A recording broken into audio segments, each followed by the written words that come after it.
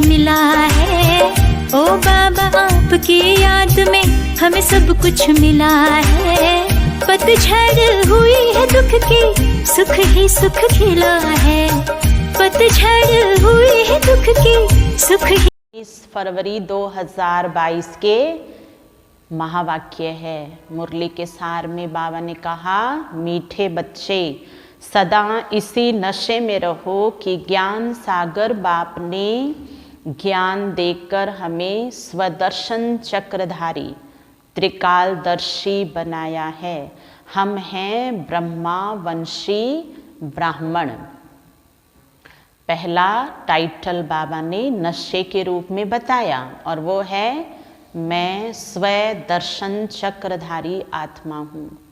एक समय ऐसा था भक्ति मार्ग में हमारे जीवन में कि हम अपने बीते हुए जीवन को, आज के दिन को और भविष्य को जानने की इच्छा रखते थे कि मुझे पता चल जाए कि मेरी जन्म पत्री में क्या लिखा हुआ है। तो बाबा कह रहे हैं, बच्चे ये इच्छा भी आपकी मैं अब संगम पर आकर के पूरी कर रहा हूँ, क्योंकि भक्ति में इच्छा थी। इसके लिए फिर बाबा ने हमें स्वदर्शन चक्र आज याद कराया। वैसे तो जब से हम बाबा के बने हैं तब से हमने खुद को देख लिया है, लेकिन फिर भी बाबा कहते, बच्चे आपको चक्रवर्ती महाराजा महारानी बनना है। इसके लिए आपको अपना स्वयं का दर्शन, जहाँ स्वयं को देखना और देख करके जहाँ जहाँ खुद के परिवर्तन की आवश्यकता है वो ज़रूर करना है। इसके लिए बाबा कह रहे हैं, परिवर्तन बदलाव हम कब कर सकेंगे? जब दूसरा स्वमान याद रखेंगे। और वो कौन सा है? मैं त्रिकालदर्शी आत्मा हूँ। अच्छा, अगर ये भी नहीं हो तो बाबा ने एक सरल उपाय और बताया है। बाबा ने भी बताया है और उसे अगर हम बाबा की श्रीमत मान लेना तो फिर सरल ही हो जाता है। और वो दूसरा उपाय थोड़ा हो सकता है कि पसंद का हो या ना हो, अच्छा लगे या ना लगे, लेकिन वो कौन सा है? स्वदर्शन चक्र चलाने की आदत कम है। इस वजह से अब ये उपाय अगर आज भी हम अपने जीवन में शाम तक भी प्रयोग करके देखें, हमें बड़ा ही फायदा होने वाला है। वो कौन सा उपाय है? मेरे आसपास रहने वाले वो मेरे कमी को अच्छी तरह से देख लेते हैं, क्योंकि उनको परदर्शन की आदत है, उनको स्वदर्शन चक्र मिला नहीं है। तो वो जब मुझे जहाँ कह देते हैं, जहाँ मुझे बता देते हैं, यही वो उपाय है। क्या मुझे पसंद है? नहीं पसंद है। देखो कोई नहीं कह रहा है पसंद नहीं है। हाँ, राजी राजी बोलिए कि जी बाबा, क्योंकि दूसरा जल्दी मुझे देख करके गाइड कर देता है। तो ये कितना सरल उपाय है। जिसने इस उपाय को अपने जीवन में श्रीमत मान लिया, समझो उसका स्वदर्शन कभी उल्टा नहीं चलेगा। और विद्वानों ने तो कहा है, निंदा मेरी जो करे सबसे घनिष्ठ मित्र वही। अच्छा, मित्र तो है ना, हमने तो जब बाबा को ही अपना बना लिया है तो मित्रता भाव तो हमारे अंदर आ ही गया है। और अब तो बाबा ने ये भी सुना दिया है कि तुम आत्मा आत्मा भाई भाई हो। तो दूसरा निंदक नहीं है, दूसरा मेरा आत्मा रूप में भाई है। और वो मुझे बदलने का तरीका कितना सरल बता रहे हैं। तो सहज भाव से स्वीकार करें। तो जिसको ये वाला उपाय पसंद आ गया ना, समझो वो जल्दी जल्दी, आज बाबा ने 2 राजधानी की बात की है। आज बाबा ने कहा है, मम्मा राधा बन करके अपनी राजधानी में आएगी और ब्रह्मा बाबा कृष्ण बन करके अपनी राजधानी में आएंगे। तो आज हमने थोड़ा इसके ऊपर गहराई से सोचा कि अरे राजधानी तो एक ही है जमुना के कंठे पर, लेकिन मम्मा अलग राजधानी में है। ऐसे नहीं सीधा ही जन्म होगा और महाराजा और महारानी इकट्ठे एक ही राजधानी में होंगे। दो राजधानी उनकी अलग अलग है। तो आज पहले तो ये भी तय कर लेना कि मुझे किस राजधानी में जाना है, मम्मा की राजधानी में जाना है या ब्रह्मा बाबा की राजधानी में जाना है। तो इसके ऊपर भी आज नया मनन होगा, नया योग होगा। और बुद्धि को जब नया हम अध्ययन देते हैं तो वो भटकती नहीं है, वो उस अध्ययन में हमारे मन को लगा देती है। तो ये भी हमें यही लक्ष्य के दो हिस्से हो गए आज, लक्ष्मी की दुनिया उसकी राजधानी और ब्रह्मा बाबा की राजधानी। दो दुनिया हो गई ना, दो पार्ट हो गए कि नई दुनिया के। आज पूछना खुद को प्रश्न है, तुम बच्चे ब्राह्मण बनते ही पद्मा पदम भाग्यशाली बन जाते हो, कैसे? जैसे सबसे अमीर व्यक्ति के घर में इस कलयुग के अंदर कोई जन्म ले लेता है तो हम उसको क्या कहेंगे कि ये बहुत भाग्यवान है, इसलिए इसके घर में जन्म हुआ है। क्यों? क्योंकि उस अरबपति खरबपति के घर में जो संतान आई है वो भी क्या हो गई? अरबपति। जन्म लेते ही अरबपति और खरबपति हो गई। तो हम पद्मा पदम भाग्यशाली कैसे हैं ये याद करें। ब्राह्मण बनना अर्थात सेकंड में जीवन मुक्ति प्राप्त करना। तो हम यहाँ से अपनी शुरुआत को जांच लेवें। मैं पहले कौन हूँ? उठते ही मैं ब्राह्मण आत्मा हूँ, है ना। फिर ब्राह्मण से फरिश्ता बनेंगे और फिर फरिश्ता से देवता बनेंगे। तो मैं ब्राह्मण पद्मा पदम भाग्यवान हूँ। उठते ही ये प्यारा संकल्प लेवें। बाप का बच्चा बना और वर्षे का अधिकार मिला, तो जीवन मुक्ति तुम्हारा हक है, इसलिए तुम पद्मा पदम भाग्यशाली हो। मुक्ति तो बाबा कहते सभी का ही अधिकार है। मैं सतगुरु हूँ तो सबको लेके जाऊंगा परम धाम में, लेकिन आप बच्चों ने अपने जीवन को भी अपने लिए चुना है कि हम जीवन भी फिर से शुरू करेंगे, तो उसमें मुक्ति होगी। तो जीवन मुक्ति हमारा हक है, इसलिए तुम पद्मा पदम भाग्यशाली हो। बाकी इस मृत्यु लोक में तो कोई सौभाग्यशाली भी नहीं है, कोई सौभाग्यशाली भी इस मृत्यु लोक में नहीं है, क्योंकि हर एक के मुख से कोई न कोई एक दिन ऐसा आ ही रहा है जब क्या कहते हैं, मेरा तो नसीब ही अच्छा नहीं है, मेरा तो भाग्य ही अच्छा नहीं है। अकाले मृत्यु होता रहता है। तुम बच्चे अभी काल पर जीत पाते हो, तुम्हें त्रिकालदर्शी पने का भी ज्ञान है।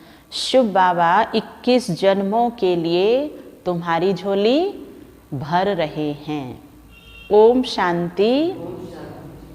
बच्चे समझते हैं कि हम कांटों से फूल बन रहे हैं, अर्थात मनुष्य से देवता बन रहे हैं। तो जब मैं ब्राह्मण सो आत्मा हूँ तो याद रहेगा कि फूलों जैसे दिव्य गुण मेरे अंदर कितने हैं। लेकिन मनुष्य बन के रहेंगे तो वहाँ दुख देना, नफरत करना, बदला लेना, ये कांटे खुद के भी चुभेंगे और दूसरों को भी चुभा देंगे। बच्चे जानते हैं अब सारा विश्व जैसे कि कांटों का जंगल है, अब फिर फूलों के बगीचे में जाना है। ऐसे चैतन्य फूलों की बात बाबा कर रहे हैं। ये जो खुशबूदार प्रकृति के फूल हैं ना, ऐसा बगीचा बाबा नहीं बना रहे हैं। मनुष्य के स्वभाव को बदलकर बाबा फूलों जैसा बना रहे हैं। तो फूलों के बगीचे का नाम है सतयुग। ये दिल्ली भी कोई समय परिस्थान थी। तुम बच्चे राज्य करते थे, जबकि देवताएं थे, फिर कोई राजा महाराजा के रूप में, कोई प्रजा के रूप में। यह तो सब जानते हैं कि बरोबर अब सृष्टि कब्रिस्तान होनी है, उन पर तुम परिस्थान बनाएंगे। तुम जानते हो ये सारी दुनिया ही नई बनती है। जमुना के कंठे पर राधे कृष्ण लक्ष्मी नारायण थे। ऐसे नहीं राधे कृष्ण बाल रूप में राज्य करते हैं, नहीं, फिर तो एक ही राजधानी हुई ना। राधे दूसरी राजधानी की थी, कृष्ण दूसरी राजधानी के थे। दोनों का फिर स्वयंवर हुआ।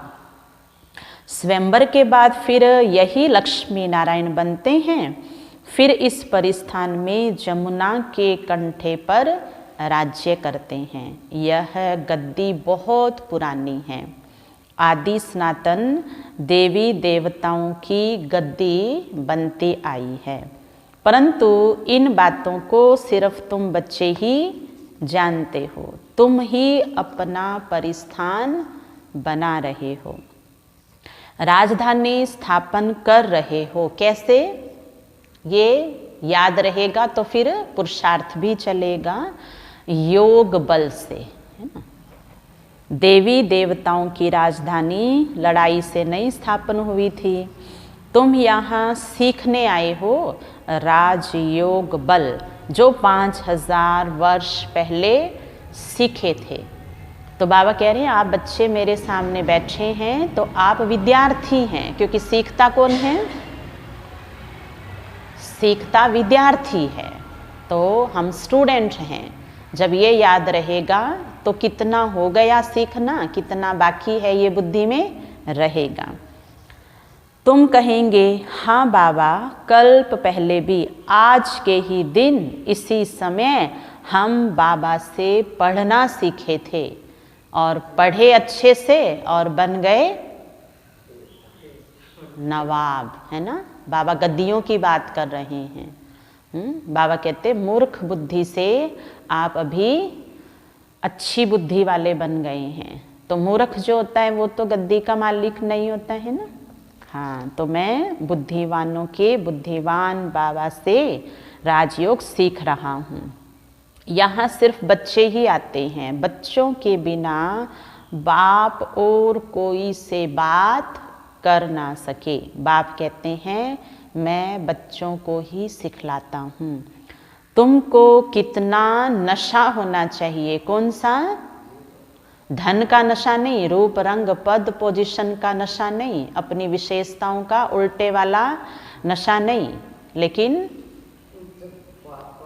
सर्वशक्तिवान बाबा का मैं बच्चा हूँ। सर्वशक्तियों को लेने और विश्व को बांटने वाला मैं बाबा का मास्टर सर्वशक्तिवान बच्चा हूँ। ये नशा होना चाहिए। ज्ञान का सागर बाप है, उनको ही ज्ञान ज्ञानेश्वर कहते हैं। इसका अर्थ है ईश्वर जो ज्ञान का सागर है वह इस समय तुमको ज्ञान देते हैं। बाबा बीच बीच में प्रश्न पूछते हैं। अब कह रहे हैं कौन सा ज्ञान? पहले बाबा ने कहा बच्चे राजधानी कैसे आएगी, क्या कर रहे हो आप उसके लिए? तो बच्चों ने आंसर दिया बाबा को, बाबा योग बल से। बाबा ने कहा अच्छा ठीक है बच्चे। अब बाबा ज्ञान की बात कर रहे हैं कि कौन सा ज्ञान? सृष्टि के आदि मध्य अंत का ज्ञान। तुम बच्चे स्वदर्शन चक्रधारी बनते हो, तुम ब्रह्मावंशी हो।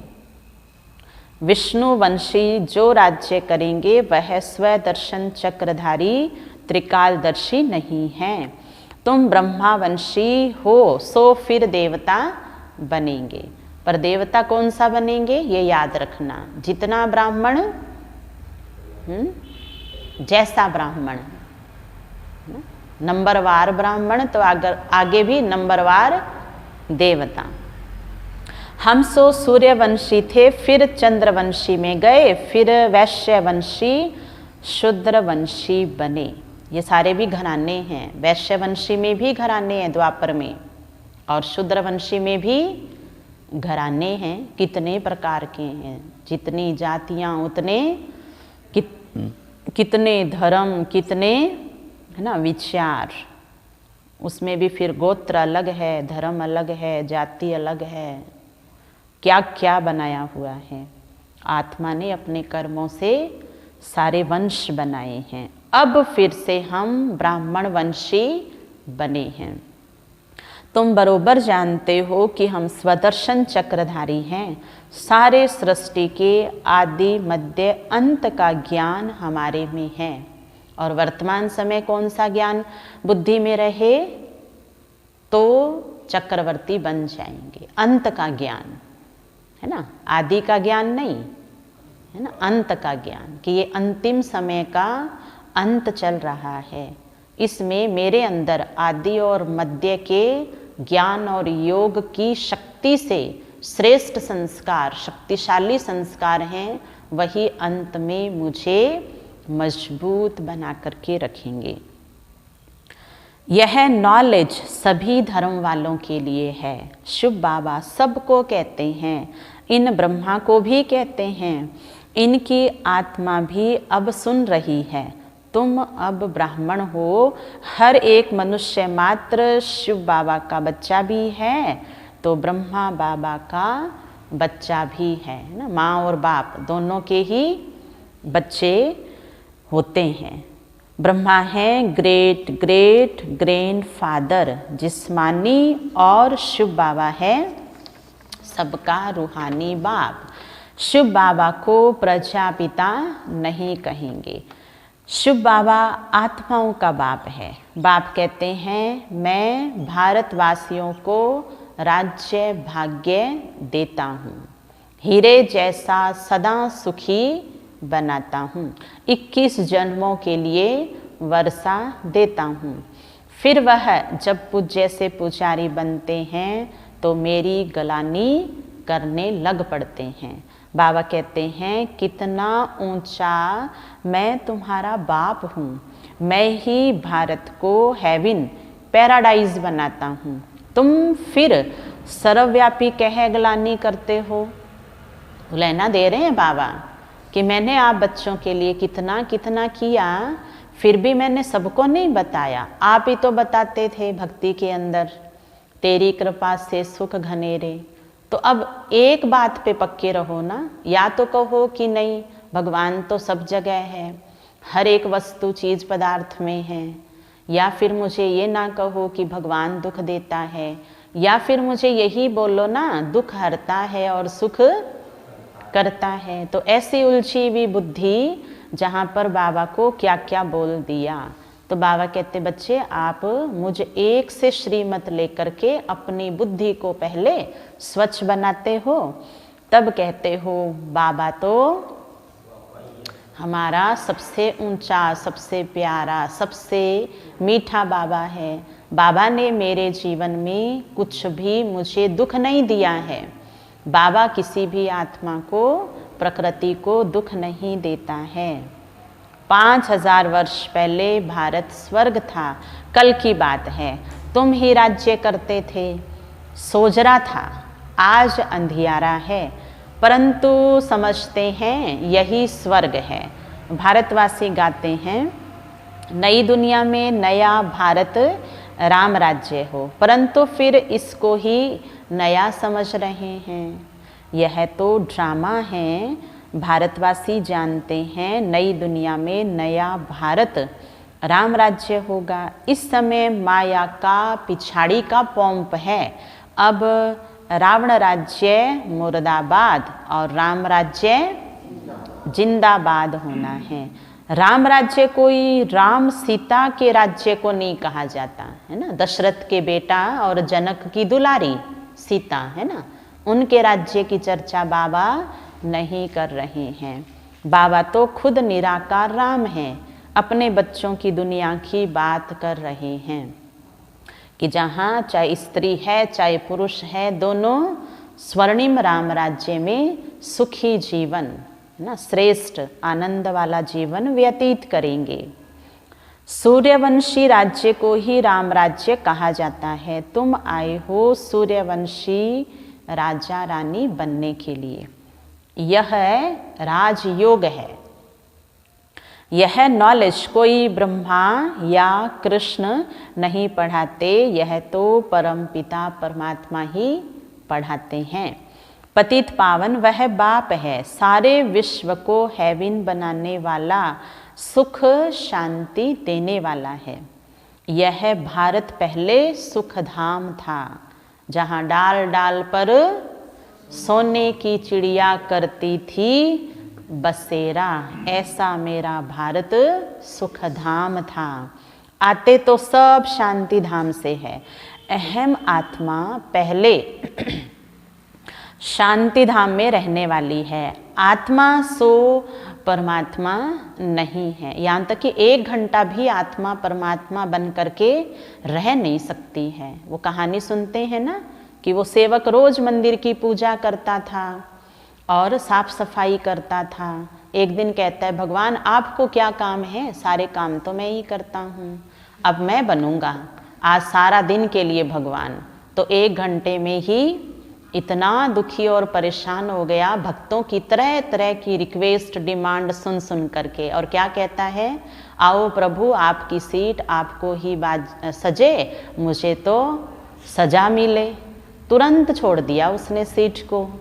तो बाबा कहते, आप आत्मा मुझ परमात्मा के गुण लेकर के घर नहीं चला सकते हो मुखिया बन करके, और कह रहे हैं कि आत्मा ही परमात्मा है। तो ये बात बुद्धि से निकाल देनी है कि मैं परमात्मा हूँ। अहम आत्मा सूर्यवंशी थे, फिर क्षत्रिय वैश्य शूद्र बने, अब फिर ब्राह्मण वंश में आए हैं। यह चक्र अर्थात बाजोली का खेल है। पहले पहले है चोटी ब्राह्मण, फिर क्षत्रिय। टोटल 84 जन्म भोगने पड़ते हैं। बच्चे इसमें मूंझने की कोई बात नहीं है। सेकंड में जीवन मुक्ति, बाप का बच्चा बना और वर्षा मिल गया, वर्षे का लायक हो गया। माँ के गर्भ से निकला और वर्षा लिया, यह भी सेकंड की बात है। जनक को सेकंड में जीवन मुक्ति मिली ना। तुम भी ईश्वर के बने हो तो जीवन मुक्ति तुम्हारा हक है। तुम अमरलोक के मालिक बनते हो, यह है मृत्यु लोक। तुमसे सौभाग्यशाली और कोई है नहीं। कितनी बार पूछेंगे आज ये? कई बार पूछना, बार बार पूछना। और अगर किसी को गिनती में ही पूछने की खुद को आदत है तो गिनती में भी ज़रूर पूछ लेना, क्योंकि कई बार बार के चक्कर में कुछ बार भी नहीं पूछ पाएंगे, भूल ही जाएंगे। इसलिए सबको होमवर्क दे देवें, 500 बार पूछना अपने आप से। पूछना मैं कौन सी आत्मा हूँ, है ना। खाली ऐसे नहीं सीधा ही कहना मैं सौभाग्यशाली आत्मा हूँ, नहीं। उसमें तो फिर कब कौन सी बात ऐसी सामने आ जाएगी जहाँ पर भूल ही जाएंगे कि सौभाग्यशाली भी हैं। पूछना मैं कौन सी आत्मा हूँ, तब आंसर आएगा मैं सौभाग्यशाली आत्मा हूँ। यहाँ तो अकाले मृत्यु हो जाता है, क्योंकि यहाँ आशीर्वाद कम मिलते हैं ना कलयुग में, और जाने अनजाने में श्राप बड़ा जल्दी दे देते हैं। क्या कहते हैं, ऐसे लोग मेरी ज़िंदगी में किस काम के हैं, ये पता नहीं कब मरेंगे, पता नहीं ये कब मुझे छोड़ के जाएंगे, ये दूसरी दुनिया में क्यों नहीं चले जाते हैं, ये मेरा पीछा नहीं छोड़ते हैं, है ना। ऐसे कुछ बोलते हैं ना, या मैं ही इस दुनिया को छोड़ करके चला जाता हूँ, तो ये चले जाना, तुम चले जाओ, मैं चला जाऊँ, है ना, ये कब मरेंगे, ये सारे क्या हैं, वरदान नहीं है ये सारे ही श्राप ही तो है ना, इसलिए उम्र छोटी हो जाती है। तो बाबा कहते हैं यहाँ मृत्यु भी एकदम रेडी रहती है। अब तुम काल पर विजय पाते हो, बाप कालों का काल है, तो उस बाप से तुमको कितना वर्षा मिलता है।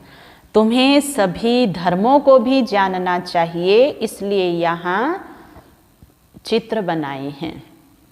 ये पाठशाला है। कौन पढ़ाते हैं? भगवानुवाच, कृष्णवाच नहीं है, कृष्ण नहीं पढ़ाते हैं। ज्ञान का सागर कृष्ण नहीं है, वह तो परमपिता परमात्मा है ज्ञान के सागर, और श्री कृष्ण है 16 कला संपन्न। तो परम पिता है ज्ञान के सागर, वही तुमको ज्ञान दे रहे हैं, तुम हो ज्ञान गंगाएं।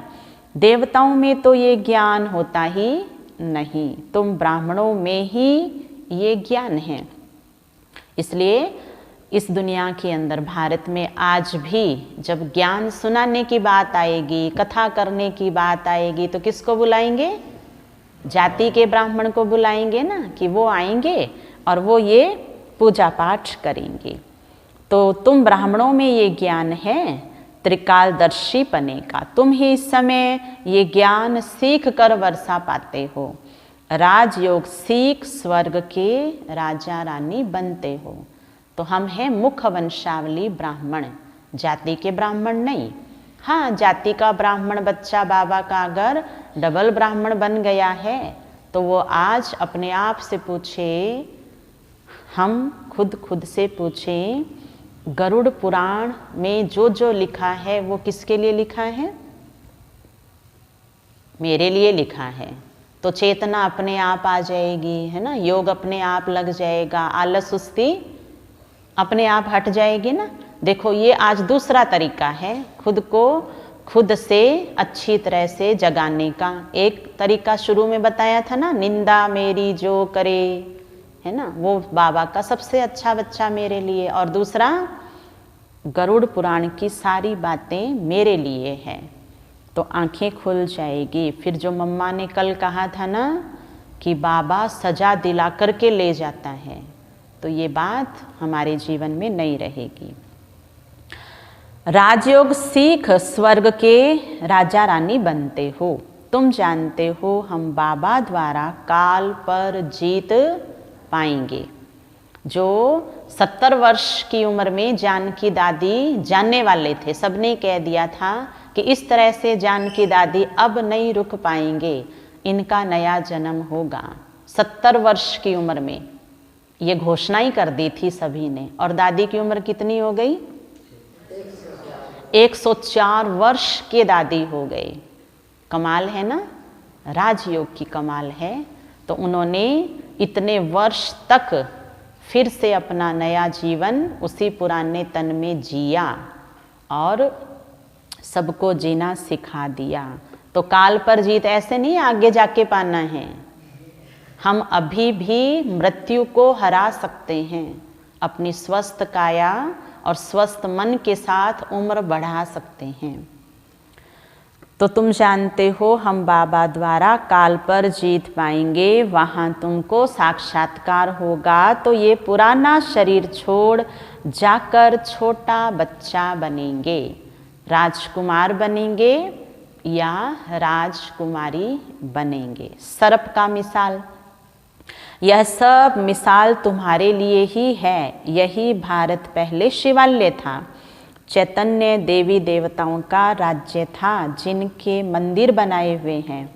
शिव बाबा आकर शिवालय बनाते हैं। रावण फिर अपने अपने सबके काम है ना। बाबा कह रहे हैं बच्चे मेरा काम है शिवालय बनाना और रावण का काम है वैशाल्य बनाना, परंतु तुम्हारा क्या काम है?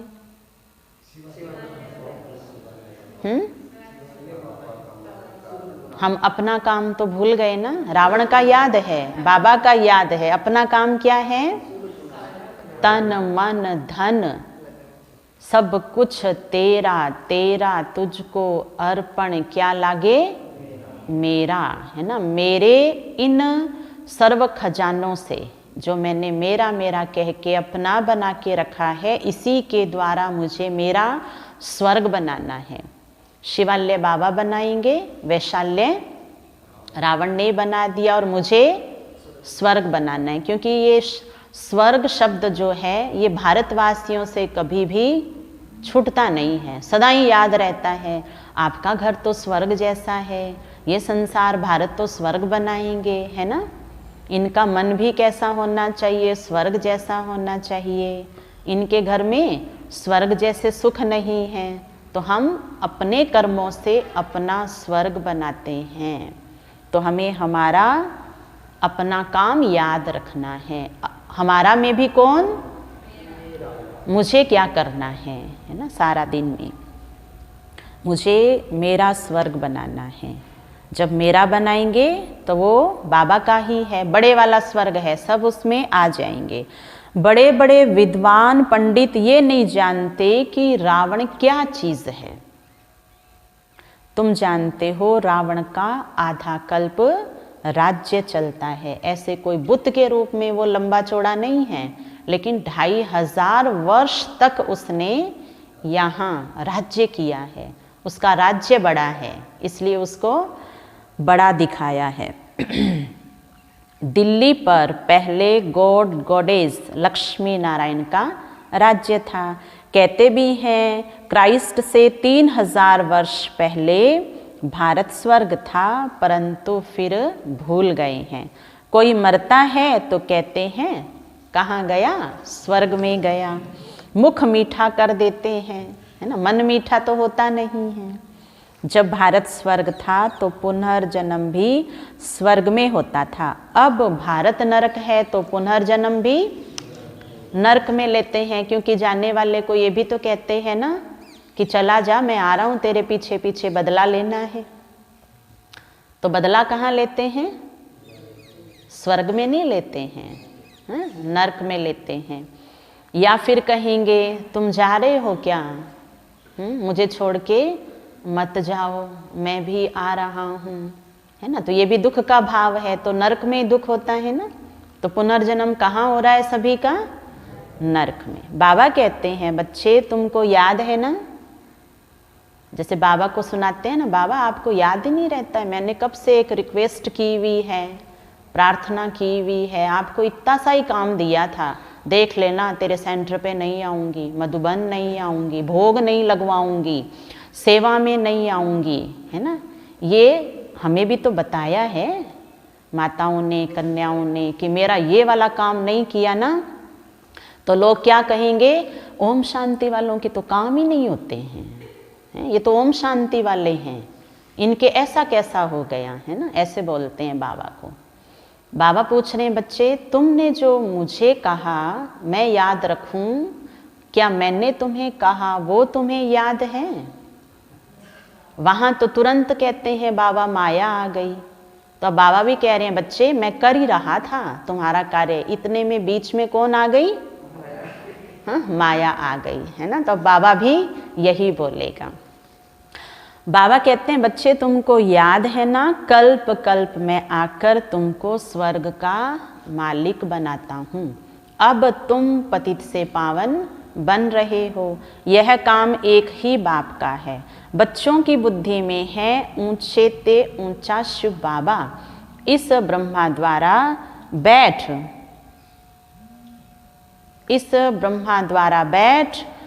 सभी वेदों शास्त्रों का सार समझाते हैं। भक्ति मार्ग में तो मनुष्य खर्चा करते करते कोड़ी मिसल बन गए हैं। बाबा कहते हैं मैंने तुम बच्चों को हीरे जवाहरों के महल बना कर दिए, फिर तुमको नीचे उतरना ही था, कला कम होनी ही थी। उस समय कोई ऊपर चढ़ ना सके, क्योंकि है ही गिरती कला का समय।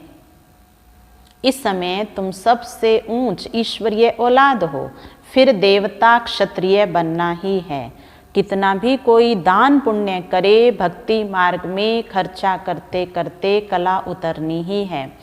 बाबा भी बच्चों से पूछते हैं, सबको आया बुद्धि में, क्या पूछ रहे होंगे,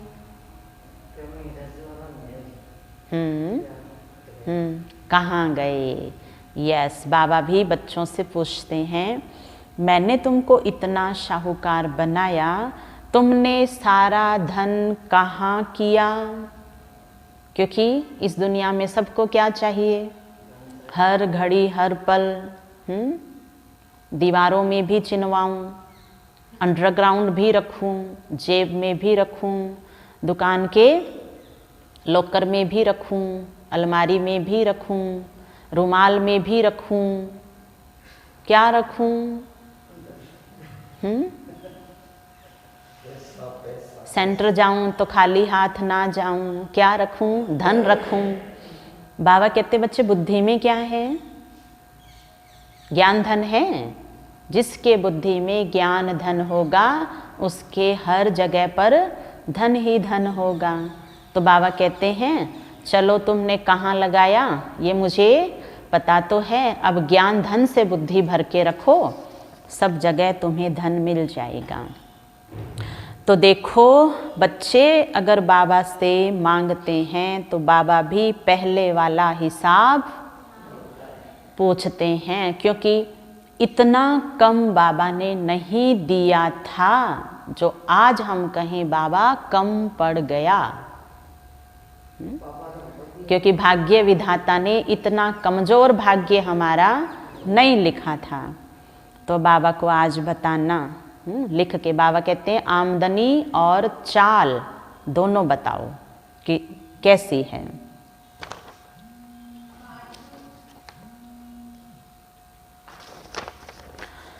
तो बाबा आज हिसाब किताब की बात कर रहे हैं, कह रहे हैं बच्चे बताओ तुम्हारा सब कहाँ चला गया। तो बच्चों ने जवाब दिया कि बाबा हमने भक्ति मार्ग में आए और मंदिर बना दिए, अब फिर शिव भोलानाथ बाबा हमारी 21 जन्मों के लिए झोली भर रहे हैं। बाबा कहते हैं आई एम योर ओबीडियंट सर्वेंट। किसने गौर से सुना? क्या कहा बाबा ने? मैं कौन हूँ? मैं तुम्हारा आज्ञाकारी सेवक हूँ, सेवाधारी हूँ। अच्छा अब मैं भी तो बताऊँ ना बाबा को, आई एम योर ओबीडियंट हैं, जो कल बाबा ने कहा था मीठे आज्ञाकारी बच्चे। बाबा कहते मैं जब तुम्हारी आज्ञा का पालन करने के लिए ईमानदार हूँ, तुम क्या मेरे बराबर हो? तो हम भी कहें ना I am your obedient student, obedient सेवाधारी, ओबीडियंट शिष्य, ओबीडियंट चिल्ड्रन, है ना, बराबर होना चाहिए ना। जब संबंध में बराबरी होगी तब तेरा मेरा मेरा हो जाएगा, तब कहेंगे वाह मेरे बाबा। बाबा ने अपने को बताया कि मैं most obedient father, most obedient teacher हूँ, पारलौकिक फादर, पारलौकिक टीचर और परलोक में रहने वाला मोस्ट ओबीडियंट सतगुरु भी हूँ। तुमको साथ ले जाऊंगा और कोई गुरु तुमको साथ नहीं ले जाएगा, इसमें डरने की कोई बात नहीं है। अब तुम बच्चों को ज्ञान का तीसरा नेत्र मिला है, इन नेत्रों से इस बाबा को देखते हो। शिव बाबा को तो बुद्धि के नेत्र से जाना जाता है, वर्षा शिव बाबा से मिलता है। इस ब्रह्मा को भी वर्षा शिव बाबा से मिल रहा है। ऊंचे ते ऊंचा है ही शिव बाबा, फिर ब्रह्मा विष्णु शंकर, फिर ब्रह्मा सरस्वती, फिर लक्ष्मी नारायण, बस उसके बाद तो फिर उतरती कला। उन्होंने कितने ढेर चित्र बनाए हैं, 6-8 भुजा वाला कोई है नहीं। यह सब है भक्ति मार्ग का खेल, waste of time, waste of energy. वास्तव में सर्वशास्त्रमयी शिरोमणि है गीता, उनमें भी बाप के बदले बच्चे का नाम डाल एकज भूल कर दी है। एकज का अर्थ क्या है? एक भूल से अनेकों भूलें हो गई, तो उसको कहते हैं एकज भूल। यह भी ड्रामा है। सबका सदगति दाता पतित पावन एक बाप ही है, फिर दूसरा बाप है प्रजापिता ब्रह्मा और तीसरा है लौकिक पिता। जन्म बाई जन्म 2 बाप मिलते हैं, तो तीनों की फिर शिक्षाएं क्या है? लौकिक पिता की अलग है, पारलौकिक पिता की अलग है और अलौकिक पिता की अलग है। फिर दूसरा बाप है प्रजापिता ब्रह्मा और तीसरा लौकिक पिता। लेकिन जन्म बाई जन्म 2 बाप मिलते हैं। इस समय एक ही समय पर 3 बाबा मिलते हैं, 3 पिता। इसमें मूंझने की कोई बात ही नहीं है। कहते हैं ज्ञान, भक्ति और वैराग्य। अब वैराग्य भी 2 प्रकार का है, एक है हद का, दूसरा है बेहद का। तो हद के वैराग्य में क्या है? छुई मुई का पेड़ बनते हैं, और बेहद के वैराग्य में कमल पुष्प समान रहते हैं। हद के वैराग्य में छुई मुई ही रहेंगे, और बेहद के वैराग्य में कमल पुष्प स्वदर्शन चक्रधारी बन के रहेंगे। तो अब बताओ, हद का वैराग है या बेहद का है? बेहद का है, छुई मुई वाला नहीं है। चलो, आएगी माया कि मैं आज टेस्ट करके और इनको 8 की माला में पिरो देती हूँ। सन्यासी तो घर बार छोड़ जंगल में चले जाते हैं, यहाँ तो तुम पुरानी दुनिया को ही बुद्धि से छोड़ते हो। वह है हठ योग और यह है राजयोग। हठ योगी कभी राजयोग सिखला नहीं सकते। बहुत अच्छी अच्छी बातें हैं समझाने की और समझने की, इसलिए कोई ये नहीं कह सकता है कि कोई सुनता नहीं है और मुझे तो सब कुछ आता है। सब कुछ आता है माना मैं तो बाबा का बाबा बन गया हूँ, मुझे मुरली सुनने की क्या ज़रूरत है।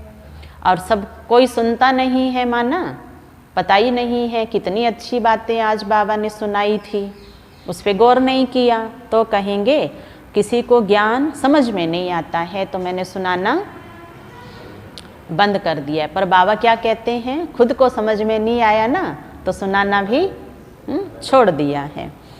तुम बच्चे ही इस समय कांटों से फूल बनते हो। पहले नंबर में तो है देह अभिमान का बड़ा कांटा, उनको बाप ही छुड़ा सकते हैं और कोई की ताकत ही नहीं है। अच्छा, मीठे मीठे सिखी लदे बच्चों प्रति माता पिता बाप दादा का याद प्यार और गुड मॉर्निंग। रूहानी बाप की रूहानी बच्चों को नमस्ते। हम रूहानी बच्चों की रूहानी बाप दादा को याद प्यार गुड मॉर्निंग नमस्ते नमस्ते नमस्ते। मेरे बाबा मीठे बाबा प्यारे बाबा आपका शुक्रिया, बहुत बहुत शुक्रिया। धारणा का सार, इस पुरानी दुनिया को बुद्धि से भूल बेहद का वैरागी बनना है। देह अभिमान के भूत को निकाल देना है। नाम रूप पद पोजीशन के अहंकार को मिटा देना है। बाप सम्मान ओबीडियंट बन सेवा करनी है। आप सम्मान बनाना है, किसी भी बात में मूंझना नहीं है ना, कंफ्यूज नहीं होना है। और कंफ्यूज होने का सबसे पहला कारण है कि हमारा अपना स्मृति का स्विच हमने ऑफ कर दिया है ना, और दूसरे के बारे में सोच रहे हैं, वो तो पहले से ही कंफ्यूज है। इस वजह से खुद की शक्ति भी दूसरे को सहयोग नहीं देती है। तो बाबा ने आज कहा स्वदर्शन चक्र चलाना बंद मत करो। वरदान, परमात्मा प्यार के आधार पर दुख की दुनिया को भूलने वाले सुख शांति संपन्न भव। परमात्मा प्यार के आधार पर दुख की दुनिया को भूलने वाले सुख शांति संपन्न भव। विस्तार है, परमात्मा प्यार ऐसा सुखदाई है जो उसमें यदि खो जाओ तो यह दुख की दुनिया भूल जाएगी। इस जीवन में जो चाहिए वो सर्व कामनाएं पूर्ण कर देना, यही तो परमात्मा प्यार की निशानी है। क्या कहा बाबा ने? प्यार किसने किया है भगवान से? मैंने किया है। प्यार जो मुरली सुन रहा है उसने किया है।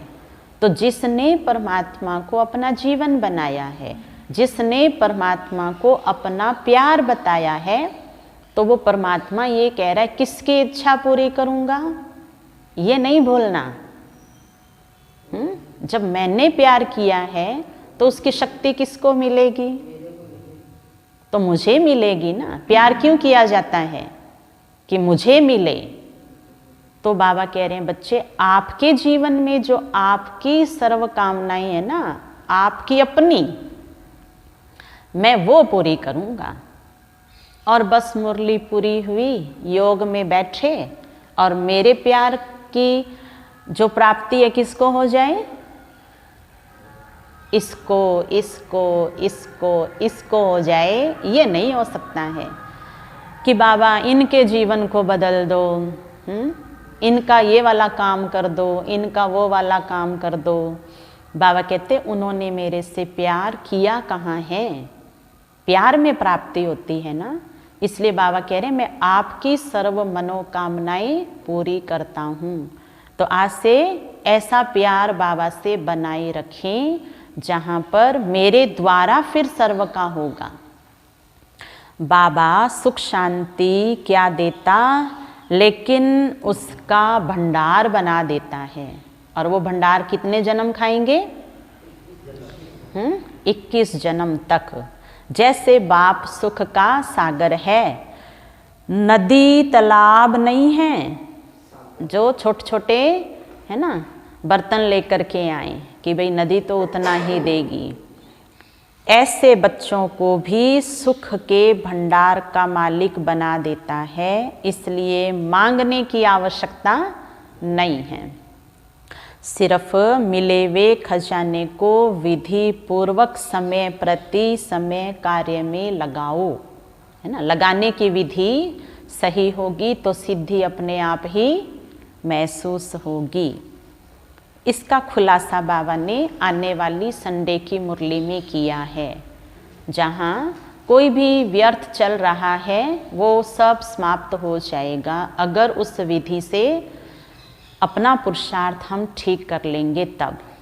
आज के इस बाबा के लास्ट के जो लाइन है वरदान की कि खजानों को विधि पूर्वक समय प्रति समय कार्य में लगाओ, उसमें इस वरदान का जो सुख बाबा ने बताया है, सारे भंडारे भरपूर, सर्व के काल कंटक दूर, वो हो जाएगा। स्लोगन है अपनी सर्व जिम्मेवारियों का बोझ बाप हवाले कर डबल लाइट बनो। इसके लिए बाबा कह रहे हैं बच्चे तुम चिंता थोड़ी करो। चलो ज़्यादा आदत है ना, आज कहता हूँ क्या करो मत करो, उसमें तो ज़्यादा ही करते हैं। थोड़ी करो, या वो भी नहीं करनी है। बाबा कह रहे हैं बच्चे तुम चिंता मत करो, मैं बैठा हूँ ना। तो बाबा बैठे हैं, चिंता करने की ज़रूरत नहीं है।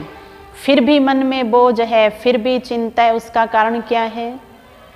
इनसे तो होगा नहीं, इनको ये सेवा दे तो दी, सदा ही तो मैं करता हूँ, सदा ही तो मैं करती हूँ, इन्होंने तो नुकसान ही करना है, इनको निमित्त बना दिया है। इतने साल हो गए हैं मैं ये सेवा करता हूँ, मैं ये सेवा करती हूँ, यही वाला बोझ है ना, यही बोझ है। एक है ये एक सूक्ष्म मैंपन का बोझ। देखना इसका क्या रिजल्ट आएगा इस बारी।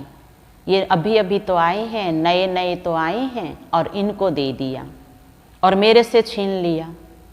अब आपकी चीज़ आपसे कोई छीन सकता है? आपकी मर्जी के बिना नहीं छीन सकता है ना। और दूसरा कारण क्या है बोझ का? मैं कब तक करूं, मैं तो थक गया हूं, मैं तो थक गई हूं। ये भी क्या है?